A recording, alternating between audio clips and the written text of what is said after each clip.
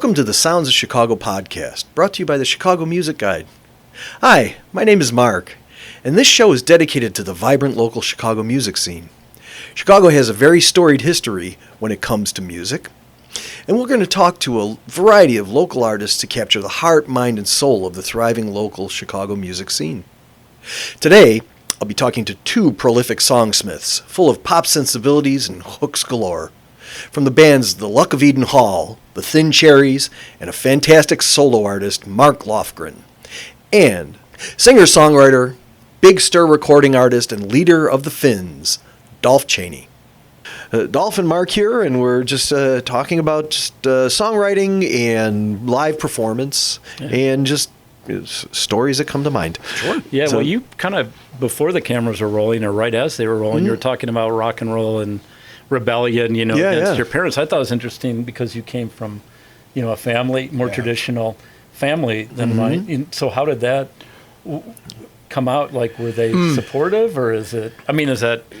Are they supportive today too? Listen, my dad's gone, my mom's still living, and my big sister, and they're there liking my stuff on social, and they're sweet. That's nice. We don't vote the same. We don't, all of that stuff, and that is fine. That's fine.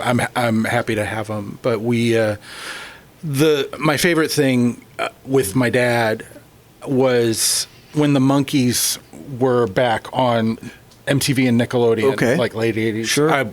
I was obsessed because it was so funny, and the songs were so good. Oh yeah. And I was just watching really intently one day, and Dad comes out of his study. He's like, "So, Dolph, how long have you liked the Beatles?"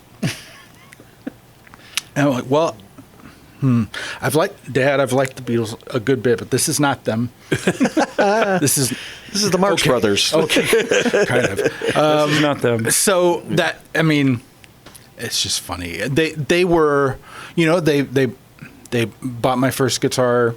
Okay. They bought me lessons.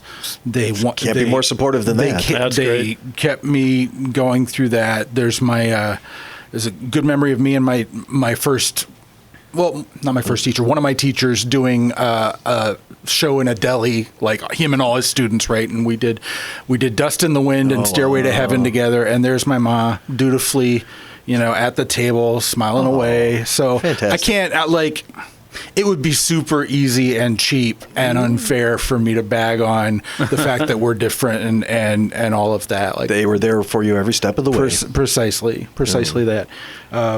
So I'm lucky that way. Okay. Well, I want to talk to you guys about songwriting a little bit. And are there any lines from your songs? We'll go, each of you, that you say, oh, wow, genuinely feel that this is this is such a brilliant line that you want people to know about. For example, I've been digging into my past of songwriting from the 80s, and there's one line that's, "Welcome to your life, you're never too far from alone." That's good. And that I wrote that in the 80s, and I was like, wow, where did I draw that from? So I want more people to know about that. That can be T-shirt almost. Yeah, so, nothing. So what do you think, Mark? Nothing really comes to mind. I feel like, in Not My Love, there's some lines that I think they all work together. Did you disappear? Not my love. Right. It's sort of kind of echoing that. Sort of. I always do like double negatives and sort of double entendres and things like that, and try to play with words. Or the things we need charmed enough. Like things that are. Is this enough for us, without coming out and saying, is this enough for us to make it? There's nothing wrong with saying it that way. It's just sort of not interesting to me. Right. To try to code it or to try to twist it around a little so it sort of resonates. Yeah. So as a writing experiment, I tried to write a blues song, and it worked out pretty well. And in the second verse, I wrote, "Gonna buy me a square and sit on the corner tonight," and I kept asking my friends, do you guys use my friends who smoke? You call a cigarette a square? Do you go, is that a thing? And only one of my friends said, yeah, he does. So I think that's his his thing, and so I was okay. So I wrote it about my friend then too. So somehow that landed with. That's so cool. Right. That's so cool. Yeah, and again, just not calling it a cigarette or using a different. I mean, some people may know it, some people may not, but it's kind of steeped in history, and it's like of another era. I'm interested in that too, and time and taking past slang and that's fun. And I thought it was a Chicago slang word too, so I thought, blues, Chicago. Okay, I'm a Chicago guy, sure. So that should work. So Dolph, how about you? Do you have any lines from songs? You've got a lot of songs. So. And I'm a wordy writer. I don't always go lyrics. That's why nobody ever covers Dylan songs, because they're too wordy. You don't always lyric. Do you write? I used to. All that study hall time I was talking about was definitely just no. I didn't have. They didn't let me bring an instrument. So for sure, for all that time, it was lyrics first. But frequently now, I'll get a piece, either a line or a riff, and it has to sit on its own, and then collating it. Same, exactly the same. Yeah. That's the process. I think that's an evolution. Because I tried to write complete lyrics and then make it into a song. Yeah.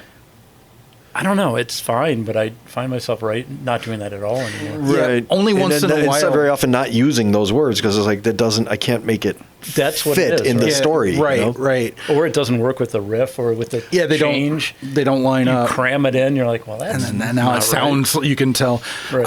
For a lyric I would cite, I think a song that we've brought back that isn't on an album but is a single that I released is called Be My Old Fart.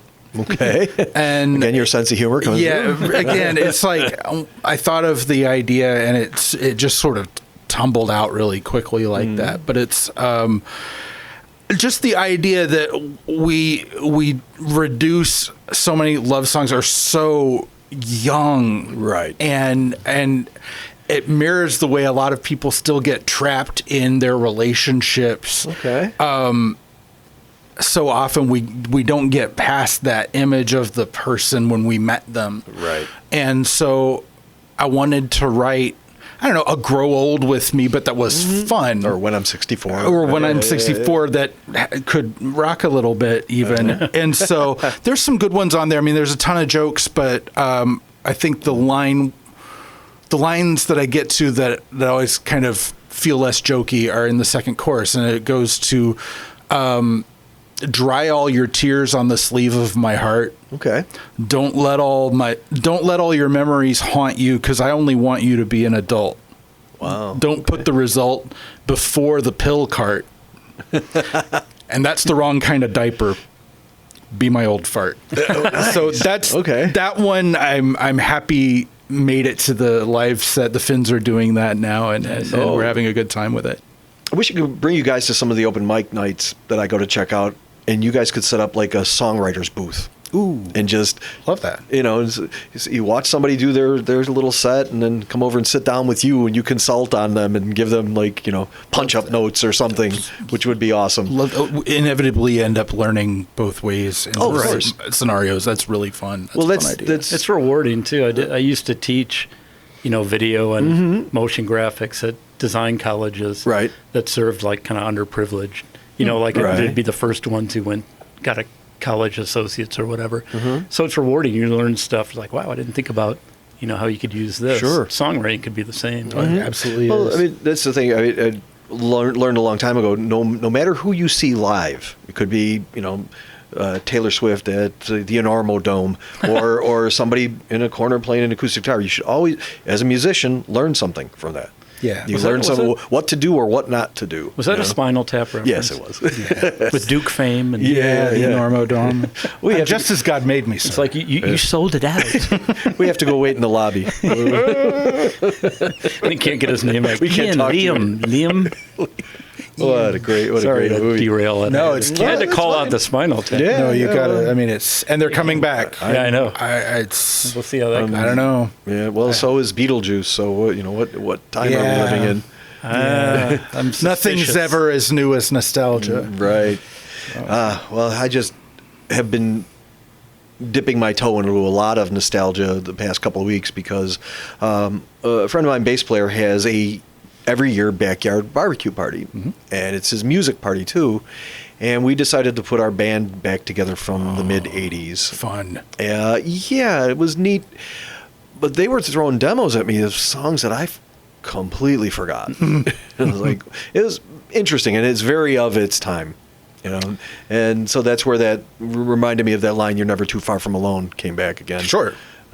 We performed that one last night at the party. So how'd it go over? It went really well. Don't bury the lead. It went over really well. Well, because we mixed it up with, we're dragging everybody back. This is 1987. This is what we sounded like, and then we played "Beds Are Burning." Good. "Don't Change" by In Excess. Oh, there you go. And what was it? Oh, "Life During Wartime." Oh, cool. And then we closed with "Melt With You."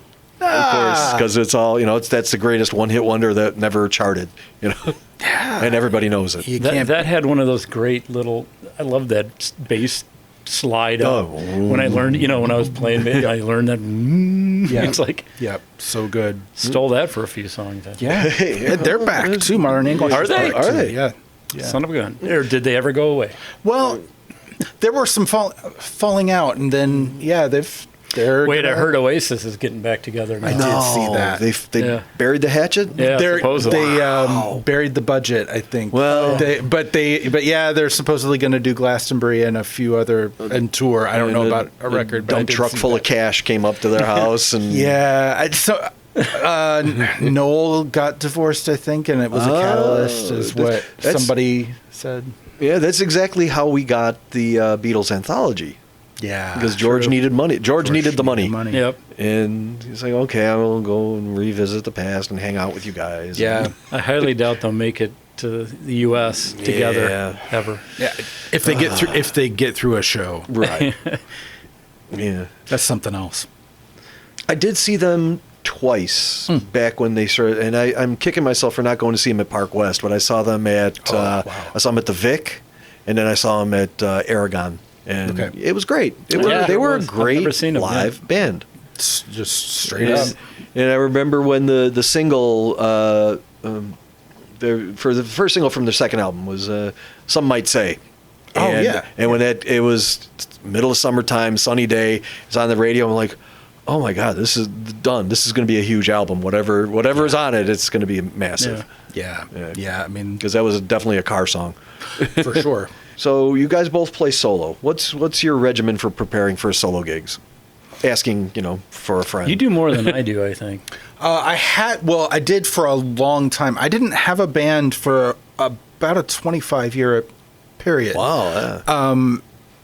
In college, I had a band when I was still in Houston, and we, it was fine. It was good. We were pretty regular, and I sort of lost my nerve with it and also didn't have a ton of patience for the interpersonal politics and just the unreliability of things. So I psyched myself out of it for a long time. I missed out a lot, honestly, on a lot of the Chicago stuff. I was here in 2001. Sure. I was going to a lot of shows, but I did not have a project with anybody else. I was just working alone and not playing out a ton. But it's... When I'm working on something that's solo, you especially want a set that's got enough variety. It's so hard to keep it from being samey. Okay. That becomes challenge number one. So how can I get enough rise and fall in the order of the sets, in the keys, bring enough instruments that can be something that varies. Okay. Well, what other? Oh, you have that beautiful Gretsch. What else do you bring to a solo show?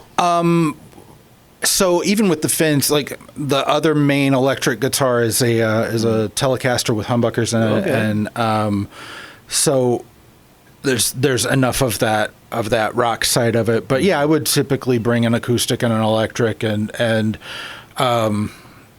probably overdid it on my own with using effects a little bit too much, but just to try to keep it from being three songs at the same tempo and people just zoning out. I figure if they're going to zone out, they're going to have to work for it a little bit more. I try to make it as hard as I can. I mean, I'm asking because I do a lot of 3 sets at brew pubs. Yeah, and, respect. I never really. And I always sneak originals in because I got to, but you got to play some hot hits. But I bought a looper pedal. I'm not good with it, so I pre-record my loops. Right on. And Smart. I don't want to. Oh man, it's out of. So I just asking how to break up that monotony of just being a guy in a corner playing a guitar or strumming. Yeah, it's a challenge. It's not easy to do. And then it's easier to have a band than you can blame other people. Yep. Well, it just takes, and you can, but it takes pressure off. I mean, especially That's now. what it really is. Because the bands I had were mostly one guitar situations, usually trios. Power trio. Nice. And that's what I was always in before Thin Cherry. So, and it's so different, right? Because you have a foil, I find I can actually perform a little bit. Mm-hmm. I did notice that your last set. That's why I said I think it was the best set I've ever seen. Thank you. It was just engaging and sort of, just. Where was this? That was at Montrose. That was at Montrose. That was IPO, and that was it worked. And that was one of the. Thank you so much. Those guys are great. That was the second show with the latest lineup, the current lineup of the Finns. The Finns started in 22. We've had, as these things go, we've had complete turnover at every position, but back to Spinal Tap. But I am very happy. Drummers, and good guys, everybody, all for different reasons. But probably because I'm such a tyrant and a taskmaster. Oh, you seem very difficult. I'm the worst. Harsh task. I'm the worst. I can't stand myself. But the current group has been together since about March, I guess, and they're very, very good. The other guitarist is Dave Leneff, who has been in a lot of projects in the area and is himself a songwriter. Although this project is just my stuff, but very capable, a much smoother player than me, has experience that I don't have, and is kind of the band leader in that way of helping conduct and direct traffic, which is just a huge luxury and a real game changer for me. My bass player's name is Bronco. That's it. And he's terrific, very melodic guy, and he's the clown too. Like, he's very exuberant personality and cracking jokes, and takes a lot of that effort off of me, which again I'm very, very grateful for. Okay, so let me ask you, how did you find these players? So it's Craigslist or well, there is a website for those of you who need to find a band. There's this is called one of our tips, bandmix.com. Okay. I haven't heard of that. It's a good one and not too expensive for my wife calls it the musician dating service, and it kind of is. $12 a month, I think. There's a couple of tiers. Yeah. And so the original lineup of the Finns had a mix of guys from that and some friends of mine, some people I knew locally. And then the current group, Dave found me on there. Pat, the drummer, Pat Rita. Right. I think we've found each other's thing on there relatively at the same time, and I forget who contacted who first. All right.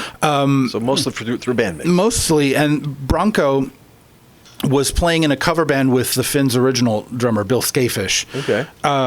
And so we had a vacancy, and Bill brought Bronco to practice, and it was clearly excellent, really working well, and terrific guys. So I'm well pleased. Like I feel like we're 6 months in. No, not even, and it's just now starting to gel. We've had a good month this month in August where we've had shows 3 consecutive weeks leading up to this one, and so it's a really good time for us. We were just at the Out of Space, speaking of, on August 23rd, and had a really, really fun night. And again, as you were saying before, what a great room. Right. What a supportive room. And this is also the lineup that's going to be playing at the Northman on the 30th. Correct. Okay. Yeah. So that's, we're very excited to be able to do that. Outstanding. And so, Mark, how do you prepare for a show?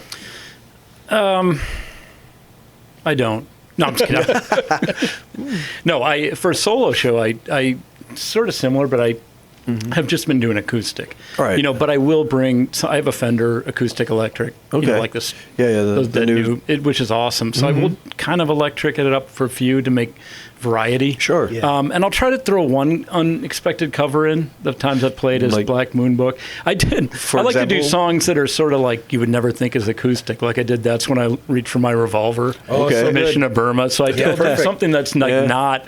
I'll figure it out and like how can I make this work? So that's like things that are like I love that I'm like I like rather than covers I like versions or things like when I think it was Mark Kozolek, is that his name? Yeah. When he did that cover of Modest Mouse songs, Twin Cities. I think he Tiny did Cities Made of Ashes. Yeah. Okay. I loved that. I think it's brilliant. It's like almost not even the song. Yeah. It's like so far away, it's a song, but he made it his own so much. So I kind of try to do that if I'm going to do a cover. That, and we just have never played covers in Eden Hall. We've done a few here and there. A fun one here and there. But we did some now for Fruits de Mir, like an English label. Okay. We did Lucifer Sam, actually. Oh, nice. The cover of that. And Great tune. It's really cool. It's fun. So we'll do that kind of stuff in that band.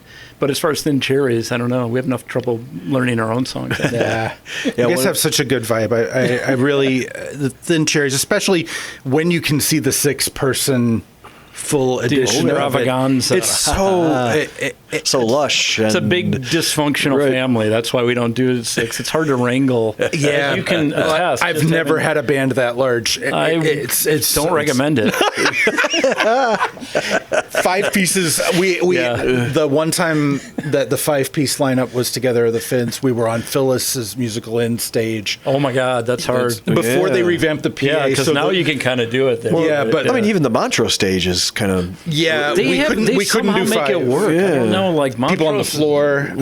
Drummer on the floor. Yeah, which is good. A lot of that. Well, what did we have at Montrose? Keyboards on the floor. You had keyboards and Sophie singing. Yeah, okay. Yeah, we're both. You just can't fit it. So we always were like, we probably should try to get a bigger show, but it's just. It's hard. So cozy there too. And it's just hard getting. You'll get a show. We could possibly play this bigger show, and then I'm out of town. Yeah. They have kids. Steve's got a kid going to college. Right. We can't rehearse enough. Even this one for Out of Space, we have to have a Google calendar to figure out what days we can rehearse. Sure, we do. Like, can we do this date? No, Darren can't make it. Well, practice the parts and we'll get together. Yeah. We'll just assume you're going to learn them and we'll get together the next week. Whole life. So you got to. So we put together a set list first for Thin Cherries. Like it's usually up to me. I feel like I'm the dad in the thing because I left it to Steve for a while, and God bless Steve, he's awesome. But organization is not his forte. Yeah, you got to know who in your group can take care of which pieces. And that's like being a boss of a business and knowing that this guy's skill set can do this. So he's like just super nice, almost too nice, nicest guy in the world. Yeah, sweetheart, but. Wrangling a band, I'll eventually, I don't want to do it, but I'll finally be like, okay, these are the songs. I just wrote out a set list. Right. Yeah. Here's what we're doing. Everybody's like, great, this looks good. Yeah. Because I'm open to, like, if you want to switch anything, just let me know. But this is what I'm practicing. Yeah. So. Well, I also find like a lot of players, maybe a little lazy. And say, you put a set list together. Right. Great. Yeah. That's perfect. I would have picked all those songs. Perfect. Well done. Well, we all get along great. It's not like, it's never it's just always a pressure to get enough time. Yeah. For us, because we're not we don't play as many shows. Sure. We haven't been able to get together and record the third album, so I feel like we're always playing catch up. Yeah. A little bit to it's like hurry up, let's figure out the set. Okay. It comes together and it's great, but then you don't get together. We don't have 3 shows because we just haven't had time. We'll do a couple in a month, and it's like, okay, that's great. Let's keep it going, and then I'm going to Europe or somebody's going somewhere or whatever. I'll be out of touch for 2 weeks. Yeah. It's also, though, I think maybe you wouldn't agree, but as a fan, my experience of the Thin Cherries is that the looseness kind of works. Because it breathes. There's enough different things going on, and the songwriting allows for that. So I never probably on stage it feels one way, but it always feels like it works with how you all are, and somebody is always kind of surging forward, and so it's a good thing. I don't think that has played as well in the kind of music that we make, because it is kind of tightly wound. It's kind of structured, right? And so a variation feels like a mistake, and so it's a different kind of challenge. It does mean that it is kind of easy to get parts and independently, so that's been a plus. But sure, happy accident. But things that we have to pick our moments for improvisation, because it's very easy for it to feel just like a goof. Like, no, we really didn't hit that entrance together. It's not because it was creative. So to touch on your point, one of the songs that I cover that seems to go over very well, even in some of the far suburban bars I play, is I started doing You Spin Me Around Like a Record as a solo acoustic show. Solo acoustic player. That's great. I got to hear that. That goes with my atypical, idea of like, I would never think to do that song. I'm sure it's awesome. And it took me a while to make sure I had the because there's a lot of strum and breath going on at the same time. Right, like, totally out of breath. Visualize how that's I've got to. You got to send a link to that, because that's outstanding. What a great idea! That's going to be my next thing I'll throw up to YouTube. Yeah, man. So I got to ask you guys now, who's your booking agent? Who books you? I don't have one. Okay, so it's you. Steve has been doing a little more of the booking than me. He's good at that. Like our first show ever, I think, was a Hideout. So we played some of the classic places, but to maintain that, right, we haven't been able to, do as many shows. So we can't commit to it. It's like, honestly, this show we had to commit to it and just stay on people. So it doesn't make sense. We've talked about it. Doing short tours and half arranged it, and then like somebody cannot do it.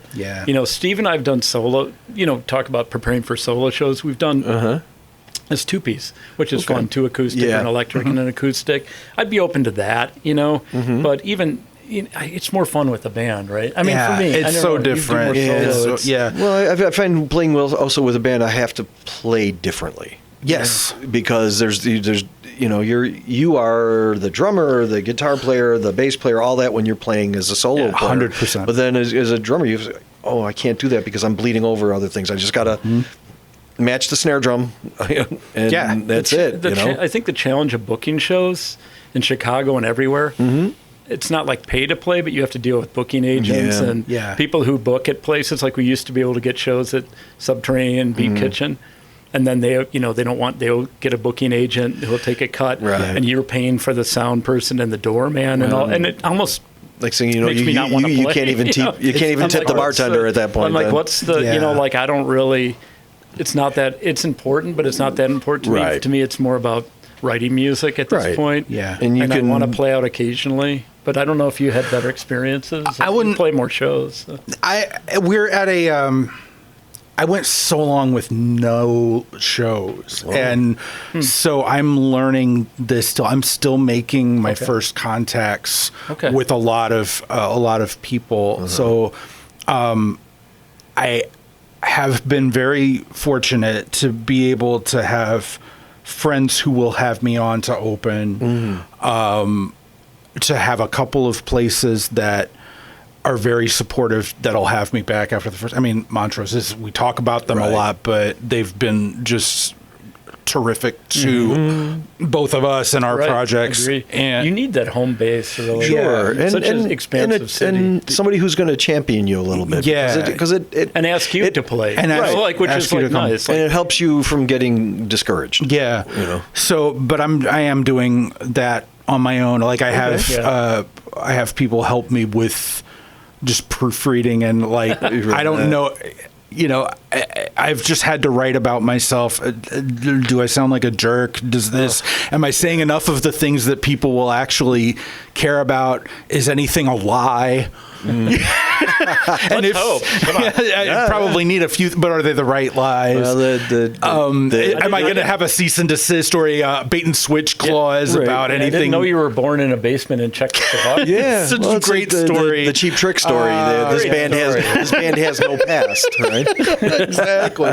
Yeah. So it's I I have no tips. I'm trying to get tips from everybody else about what to do. Okay. I wish I could help you. We're muddling. We're all just figuring it out. But I think the places that maybe it's self-selecting, the places that we should be at are the places that understand that side of the struggle themselves a little bit. Sure. But I'm just grateful for the opportunities to come back and hoping to build a little bit more. We got to play the first of the 3 shows in August was at Heroes West Lamont. Okay. Which is a very big stage. Yeah. And again, that's because of the band Go Time, Scott Nikolsky and Mark Marchetti and those guys, terrific guys, and a really constantly working band.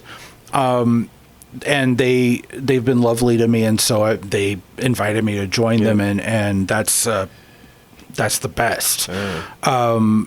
So I'm grateful, and I have gotten to pay that forward back, and that's the best part of it, and I think it helps a venue too that you can say, I can put together a whole night for you. I think that's a good point too. Right. Again, so people don't have to. Somebody's going to do the work for me. I can focus on something else. I know these guys. I know they'll show up on time. Right. I know they bring their own crowd, and they bring enough of their own crowd. Yeah. They'll bring some drinkers. We'll get along. They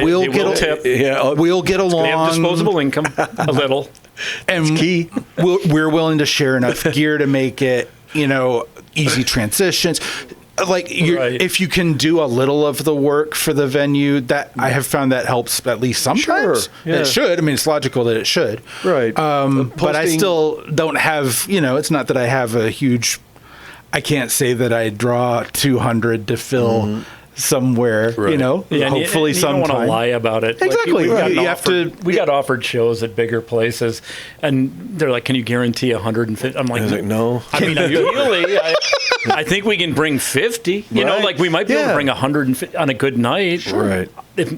But even with promotion and a publicist, it's hard. It's a fraction. There's so many options of things to do. Oh, and that is always the thing too. You get a good night, right? You get a Friday or a Saturday. Right. How many of your friends are also playing?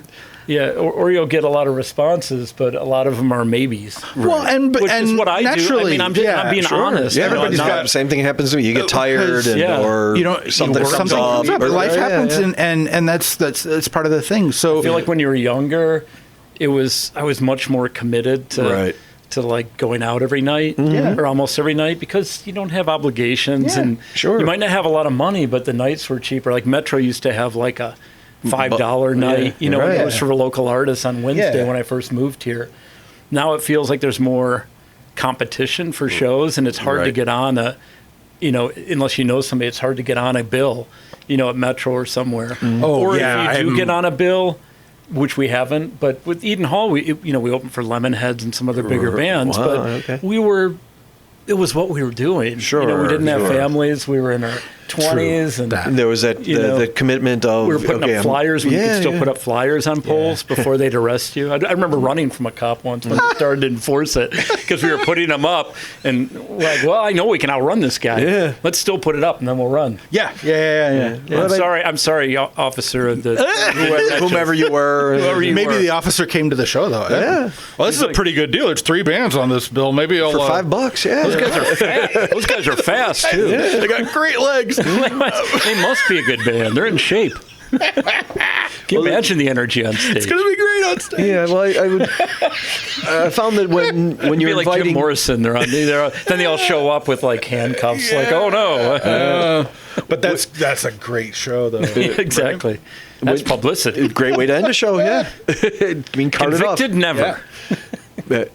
Well, I've found when you are inviting people, for me, it's always been like the 10% rule of if you invite 100 people, 10 are going to show. That's about right. Yeah, and you're grateful for them. Absolutely, each and every one. I never complain. Yeah, no, at this point, it used to be. Again, we're older musicians, still serious about our art, especially songwriting, and still creative too. To me, I'm even more vested in that than I ever was. Yeah, because you're not constantly trying to make it, quote unquote. I mean, it would be great to get more exposure, which I'm always trying for. But I am grateful for support from local musicians and fans. That's the currency of the whole thing. When a friend shows up to a show and unexpectedly, seen, right? Yeah, like there's people who show up that it's so great, just out of nowhere that you haven't seen, that you forgot. Like, hey, I saw your name, and you know. And it was a chance that I could take, and I was so happy to get over, and it's the best. That's the big win these days.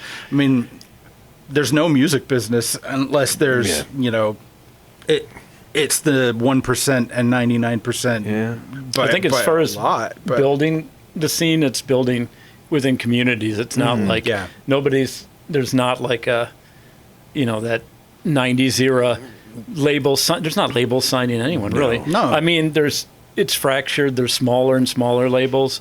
It's grassroots. It's like scenes within scenes. It's the younger bands like. Or it's your own label that you build for yourself and release your own stuff. I think which I love it in a way. Well, it's good for the art. Right, you can record now. That's the advantage to... The disadvantage is you're not making a lot of money, and it's harder to build an audience, and there's more bands. The advantage is you can record now.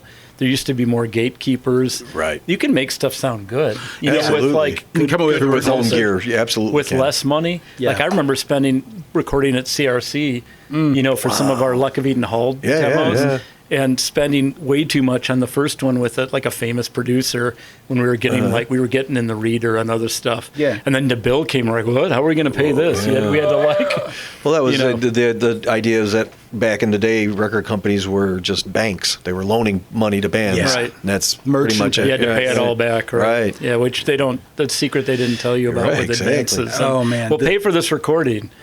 But we really won't. Right. With your money. And now we're going to take... Right. That's a song. Yeah. We'll pay for this recording with your money. With your money. Yeah. The old R.I.P. Steve Albini. The Trouble with Music. That great essay.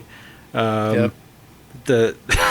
diatribe in a good way. Yeah, imagine that you are at one end of a trough. Right. And for the sensitive listeners, I'll just let you Google the rest of it. Yeah. It's perfect. Necessary to say. I mean, unfortunately. Yeah. We're going to slowly wrap up. One question that I have, and I ask everybody, a musical tip.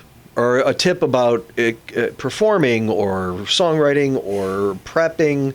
One person we had here recently said that she's very active on stage. So when she rehearses on an exercise bike.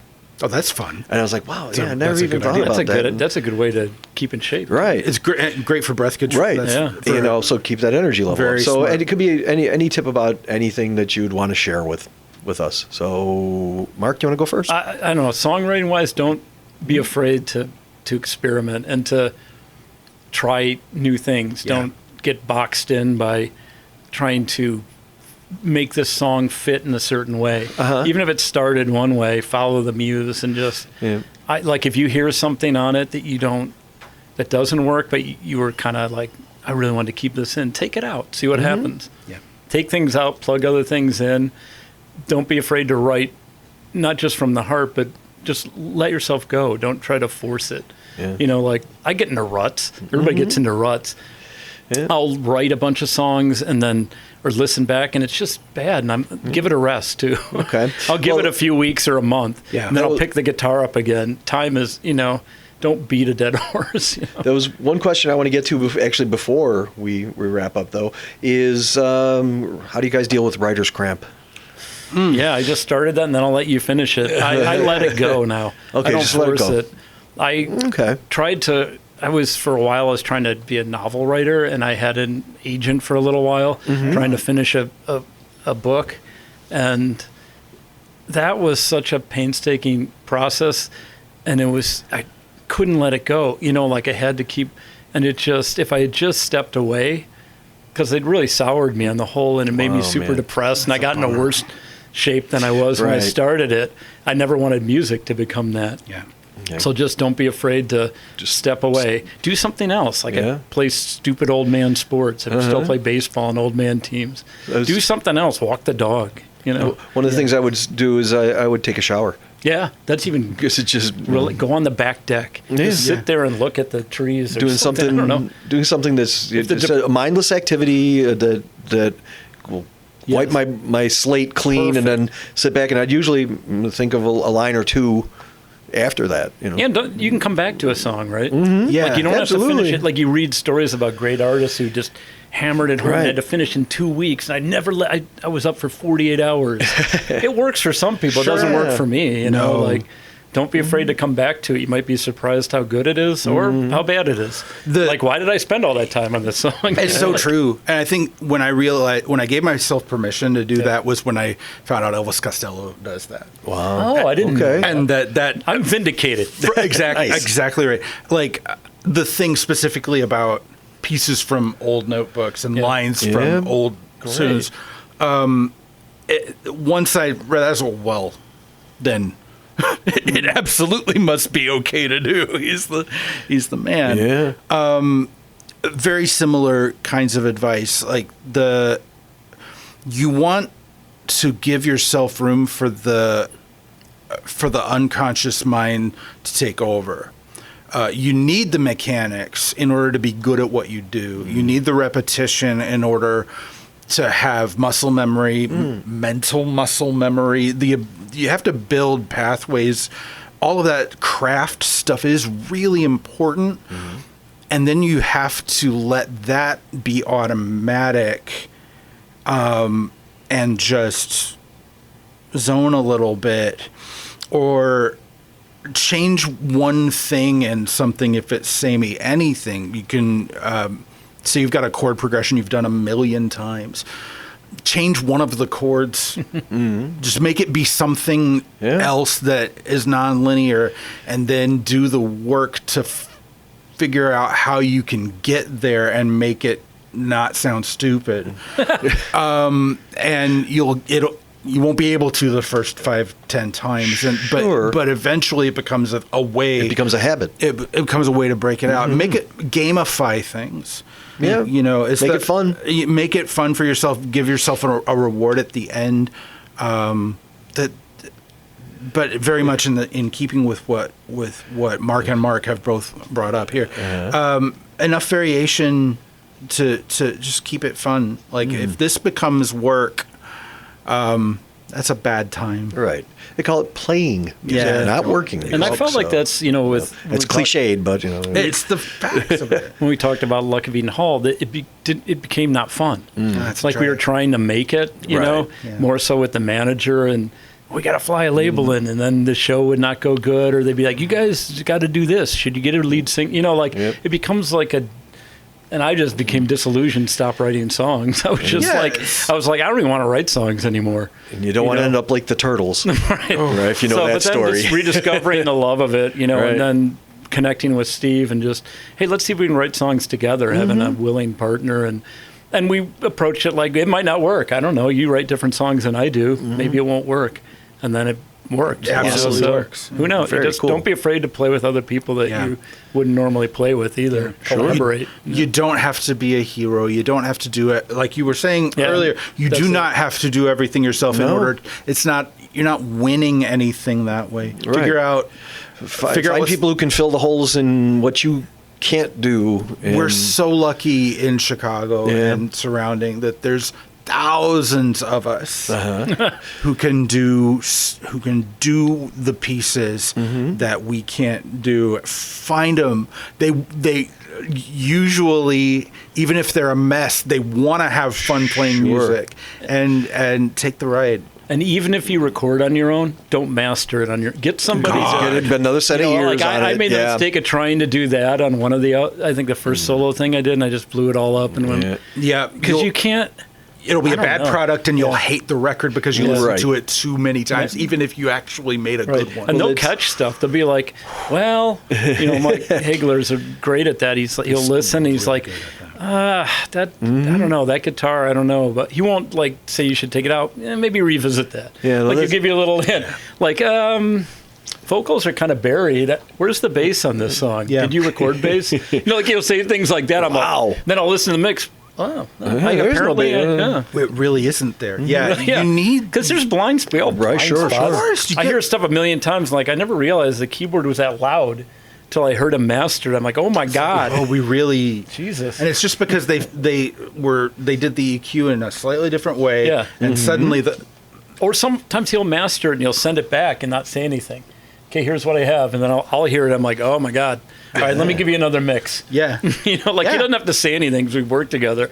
I'm like, oh no, I hear it. Yeah. Yeah. Or at least now I hear it. Well, and one of the things I found with recording is you want to try and have the fewest amount of cringe moments in it, because you'll be listening. Oh, okay, here's this verse, and it's going. This is coming. It's coming. It's anything. There's always going to be some, right? Yes. You ever listen to any of your albums or songs, and there's not one little thing? Never. Ne'er-do-wells is pretty close. I love it all, but I bet I could listen to it and go like, I do redo that backing vocal if I. The last thing that I did, I hated the way I hit an R in one of the songs. It can be a little thing. And it was, because then every time that line comes up, I look at the way I sang that R, and it was like, we were going through every scratch track and everything and we found one, we flew it in, and it's like, okay, it's still not great, but it's not like every time I hear it, I'm going to go like that, I'll leave it at this. This is one of the funny, and I still hear it, but when we recorded the second Thin Cherries on Moose Island, I had, because of various stupid sports maladies, I had to have one tooth that died. I had like a root canal, and then I got elbowed again in basketball, and it was loose, so they had to take it off, and I got a crown and other things put in, and an implant. But it takes forever. They don't tell you that. It takes like a year. They took it, so you wear like a retainer thing, so it's, when I'm singing one of the songs, there's like a whistle in one of the parts. Oh, man. And I was like, Mike, can't you get rid of that? But I love the way and I'm like, forget it. But I can still, if I listen to it, I can hear it, so it comes up. Okay. It did stop me from swearing, because when I was playing, because I go, and the thing would fly out. And I got really good at catching it. I caught it. Cat-like reflexes, so catching that thing. And it was hard to sing. Like I had to relearn how to sing live. Sure. And then when I got the other two teeth, I'm like, finally, it's like normal again. But it was like a year, and we were playing shows. Wow. So it was, I don't know if it sounded the same, but it was close. But it took a lot of practice. So prepping for that, I'd have to learn how to kind of sing with the stupid thing in the mouth. Because going out there with no teeth, it changes. I didn't care what it looked like. Right. Yeah, but it changes. I got in the bar fight. I'm badass. Well, it changes how you shape the sound. Right, exactly. So I learned how to do it, but now I'm glad I don't have to do it again. So. Yeah. All right. So that's my final word. Go in the song. I dare you. All right. I'll be listening. At the final mix stage of this is. Nick sent me a mix or a pre-master. He was going to have it done, and the S sounds. My diction is pretty forward, and so for whatever reason the S sounds were just screaming, and he couldn't get them down, and he went and, God bless the dude, he went and did manual. Imagine how many S's are on a 48-minute album. Oh yeah, he did all of these little tweaks to each. De-essing your album. De-essing it manually. Yeah, because the de-esser doesn't always work. No. Well, what we discovered was that in my vocal chain, we had a de-esser to use. Okay. And I tried using it, and it would have gotten us about 90% of those handled out. Okay. Is that like one of those mic mechanic pedals? Or, yeah. He tells me that he is glad for the experience, but I'm not want sure. To do that again. That's torture. I can't believe he had to go. I wish he had not had to go through all of that. Mm-hmm. So kids, use the de-esser. Use the de-esser. Learn to get through it. And there's always something on a record, but. Okay, I got a couple of wrap-up questions. We're going to one by one. Your musical Mount Rushmore. We'll start with Mark first. Oh, who is it? Or what? 4 people on your musical Mount Rushmore. Oh, Bowie. Bowie, okay. I mean, Bowie for sure. Yeah, Bowie for sure. I think for some reason, Jimmy Page. Okay. Well, we're going to go one by one. So we'll just David Bowie because... Bowie, songwriting, just innovation hits the heart. Yeah. Just Scary Monsters when I bought it when I was very young. Yeah. Just as was a transcendent experience. The America's Top 40 or the Casey Kasem show that he used to have on Saturday mornings was running the Ashes to Ashes video. And that was like 1980, and I was like, what is this? That keyboard. My God, that's haunting. I did a Bowie tribute night for a charity at a place called The Studio out in Lockport. And I put a band together called Campfire Bowie, and we did it all acoustic. Nice. And I had a guy on djembe, an electric guitar player, bass player, and me. And we did Scary Monsters, and we did the keyboards as vocals. Love it. Wow. That's smart. Yeah, so I'm with you on the Bowie one. Okay. All right, Dolph, how about you? What's your first one? Well, I'll get the one out of the way I've talked about the most already, and that's Andy Partridge from XTC. It's obvious. Just the cleverest, underrated, and I wish that he was still making more new music. He occasionally, there was a project last year called The Three Clubmen, which he co-wrote stuff on, but he's the first. Yeah. All right. You said Jimmy Page. The second one, I'm going to shift it. I'm going to say The Who, because that seeing The Kids Are All Right when I went to a movie. You read my mind. I went to a with my best friend, and it was like The Kids Are All Right because my parents let me go out when I was a teenager, and it was old by then, but it was making the rounds. Sure. And when I saw that and the smashing the guitar, I'm like, I want to be in a band. This is what I want to do. Yeah. It's funny because Steve, songwriting partner, has a lot more Who influences in the way he plays, but just that experience of watching that, I came home like I got him to buy every music magazine with the Who. It was when I was always feeling down about my art or just playing music in general. I'd watch that movie and be like, oh yeah, I'm ready to go. I'm ready to do this again. It amps you up. Yeah, there's so much energy in that. So funny. Yes, it is funny. And it's fun. And there's so many bold pronouncements about the importance of it, and you do. Yeah, that's right. It is power and volume. It's like, and then he has an interview segment where he shoots it all down too. Yes, indeed. Yeah. Great one. All right, so Dolph, how about your number two? The Who's such a good one. I think I would have to call out Frank Zappa. Okay. Wow. Not anything that that you'll ever see in my music, right? But it's so important as just the amount of dedication to the work, the willingness to craftsmanship, and to use absolutely every bit of his own intelligence and the skills of his band, constantly challenging himself.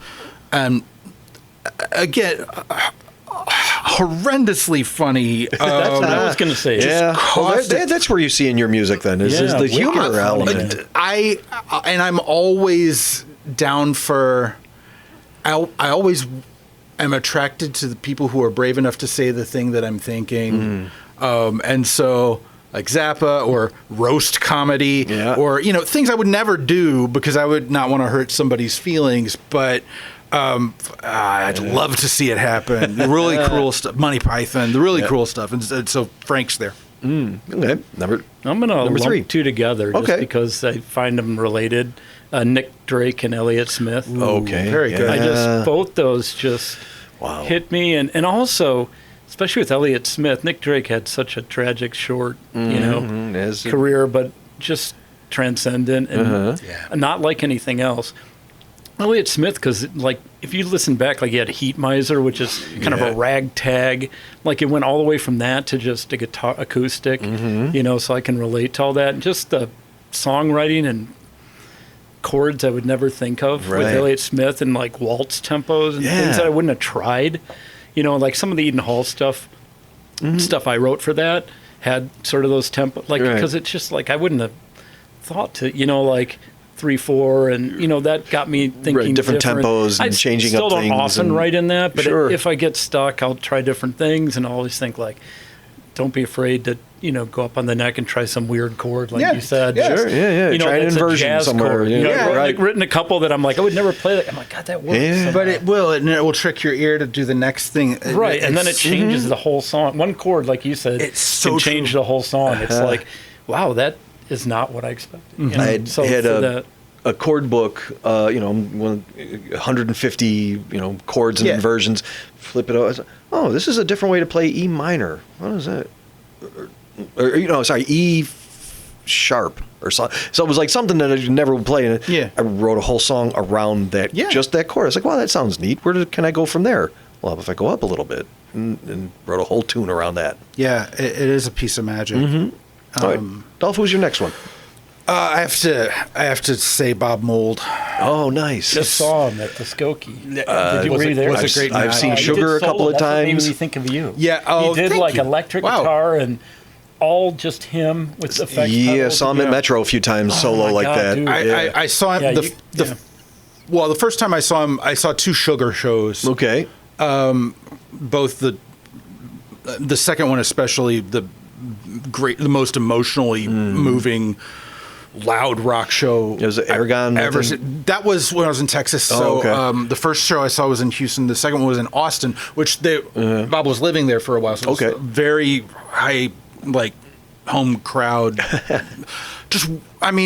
Again, I can't stress how loud and how rock and roll it was, but weeping. 4 weedy little college boys of us with a giant PA stack in front of us, but the emotional punch of the encore was Tilted from Beaster and Explode and Make Up from File Under Easy Listening, and we're all just because it just is hitting such a pure emotional place. And I've seen him solo like that since then. Some outdoor festival in Chicago in 2000, I saw him that way. No, his integrity and craft and humor too, dry as a bone. Right. And talk about somebody who 40 years in is still making phenomenal records. Absolutely. Yeah, he can get a band together of younger guys and hang with them. And I've seen him do sitting with Dr. Dog, I think, one time, and just hang with them and blow them away. And and then he can grab an acoustic guitar and do it. Right. Electric with effects like you do. Which is not in my wheelhouse at all. Yeah, it's just absolutely. Yeah, I saw him do that at Metro a couple of times where it's just. Wow, this is the loudest acoustic or solo show I've ever seen in my life. Yeah, and then he gets those other tones in there. Like the way he plays guitar is almost like harmonies, right? He's like that. It's harmonies to the voice, but he's using, and I mean, you would know more than me. You'll hear it. Well, there's a lot of chord changes that there's open chords too. There's a lot of open chords, and it's a direct line from The Who. He was a big Townsend guy. All connects, absolutely. He did a cover of Armenia City in the Sky on Live with Sugar. One of the best covers I've ever heard. So sloppy, crazy, insane, and great. I mean, it's like it just falls apart and comes back together, and it's just him screaming at the end for 2 minutes. They just took they took an Acid song and added speed to it. That's it. And we don't have to say anymore. That's it. It's the Runaway Train. It's amazing. Runaway Train. That's great. So, okay, number 4. Last one. Probably Paul Westerberg. Okay. Just for, again, songwriting. And when I first heard, I think one of the first fake girlfriends I ever had who I thought I loved. You know what I mean? Yeah, like, I'm in love. A crush. And she gave me the album, Let It Be. Okay. And when I heard Unsatisfied, I had to play. I probably played that song 50 times in a row. And my parents probably in the room, what the hell's wrong with what's wrong with the kid? I think he's having a breakdown. Marge, he could be unsatisfied. Is he trying to tell us something? I wonder what it could be.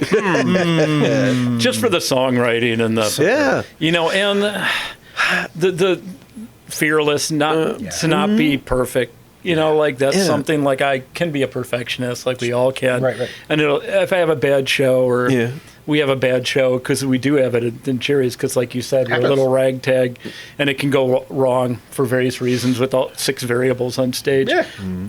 Not to take it so seriously and laugh at it. Mm-hmm. You know, have a drink or don't have a drink. You know, just look at it. Doesn't go, well, that didn't work. Yep. You know, like, on to the next. You know, the audience will understand. Right. You know, nobody's perfect. I've seen big bands start over songs. Oh, sure. You know, and laugh about it. Better than getting mad and storming off stage. I saw Genesis make a mistake on stage. Oh, that must have been. One of the band, the keyboard player moved. Impossible. The keyboard player moved to a different part, and the band was still in one other spot. I'm like, oh my god! And they recovered. It happens. Yeah. Oh man. Even if it's maybe it doesn't happen if a backing track and you're not actually playing. No, that's a whole other story. It's girl, you know. It's I know. Girl, you know. There's a podcast about that. Yeah, about Milli Vanilli one. It's great. Yeah. Look it up. That's amazing. And it goes much more into deeper into one. It's a sad story. Yeah, it's very sad, tragic. How they're but it goes into the details you didn't know about how they were pushing into. Like, it's and exploit it a little bit. Absolutely. I don't know what we went off. So that's okay. You know what I mean? Like Paul Westerberg, right? For the they fought all the time. Mm-hmm. I'm not saying they didn't, and they broke up on stage here, right? Chicago, the last show. I saw him solo at the Riv. A long time ago, of course. And I was just thinking, because I just heard Knockin' on Mine the other day, and I was like, wow, what a great song.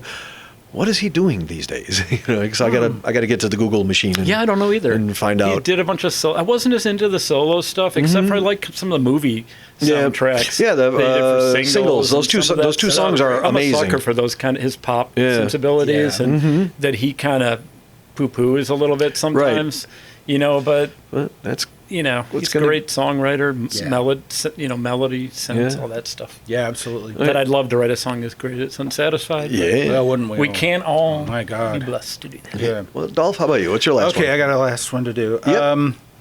I will go with Harry Nilsson, which is actually, I got onto him really late. I always liked this stuff, but I didn't realize how closely his sensibility, and that sense of humor, landed with me until I did a show.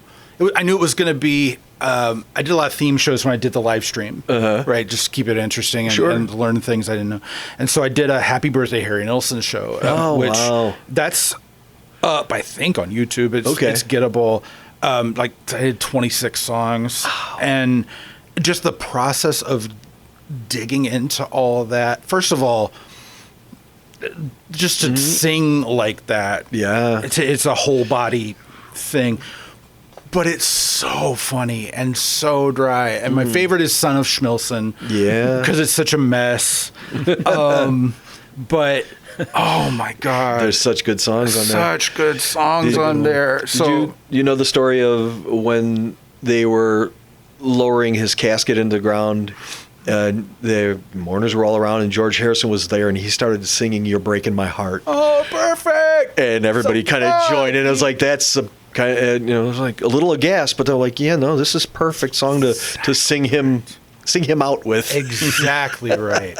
My God. Yeah. So last question. So because honestly, I could sit and chat with you guys all afternoon. Fun. Thanks, Mark. Let's get DoorDash to bring us a couple 6-packs, and let's work on it. Who's in charge of this production? Where's craft services? We got nothing.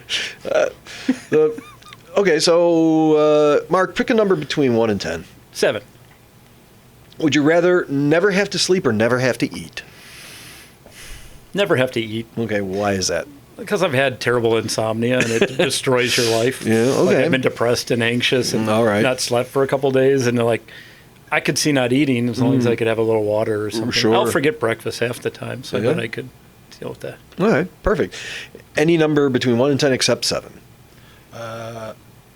9. Would you rather be forced to sing every song you hear or dance to every song you hear? Oh, sing easily. Okay.